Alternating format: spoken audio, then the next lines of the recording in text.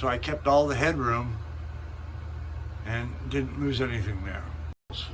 One of the differences that I did in here as opposed to what I see with most of the camper builds is that I didn't run any furring beneath my ceiling rafters.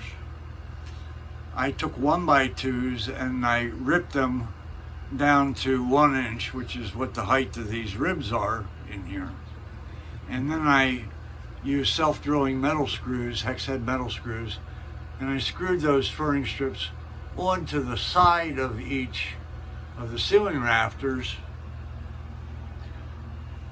and held them flush with the existing rafter, using it as a guide for the contour. And there is a little bit of curvature to this roof. So that allowed me to have some method to, or a place to attach all this plywood underlayment. I insulated in between my ribs before I put it in using the 3/4 inch styrofoam.